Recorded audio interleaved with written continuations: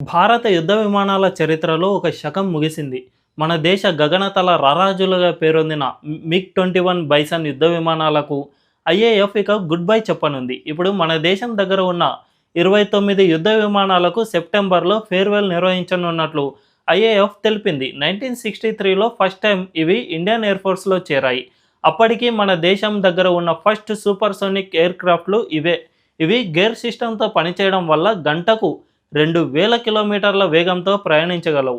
ఇప్పుడు ఉన్న అత్యాధునిక రఫేల్ యుద్ధ విమానాలు కూడా 2300 కిలోమీటర్ల వేగంతో ప్రయాణిస్తాయి. అంటే 1960స్లోనే మిగ్లకు ఈ వేగం ఉండేదంటే వీటి సామర్థ్యం ఏమిటో అంచనా వేయవచ్చు. సోవియట్ యూనియన్ తయారీ అయిన ఈ యుద్ధ విమానం ఒకప్పుడు వెస్ట్రన్ కంట్రీస్కు చుక్కలు చూపించేది. దీన్ని చూసి వెస్ట్రన్ కంట్రీస్ వణికిపోయేవి. దీన్ని డీకోడ్ చేయడానికి ఇజ్రాయెల్ నిఘా సంస్థ మొసాద్ దీన్ని దొంగిలించాల్సి వచ్చిందంటే దీని సామర్థ్యం ఏమిటో అంచనా వేయవచ్చు. మన దేశం ఇప్పటి వరకు చేసిన 1971 Indo Pakistan war, Kargil war, Balakot air స్ట్రైక్స్లో ఈ యుద్ధ విమానాలు కీలకంగా ఉపయోగపడ్డాయి. అయితే ఇప్పుడు ఇవి చాలా పాతబడిపోయాయి. రష్యానే వీటిని 1985లోనే పక్కన పెట్టేసింది. కానీ మన ఇండియాలో గత గవర్నమెంట్స్ యుద్ధ విమానాలు కొనలేకపోవడంతో వీటినే యూజ్ చేయాల్సి వచ్చింది. దీంతో పాతవి కావడంతో ఇప్పటి వరకు 400 యుద్ధ విమానాలు కూలిపోయాయి. అందులో 200 మంది పైలట్లు చనిపోయారు. గవర్నమెంట్స్ చేసిన తప్పిదం వల్ల ఎంతో ఘన చరిత్ర ఉన్న ఈ యుద్ధ విమానాలకు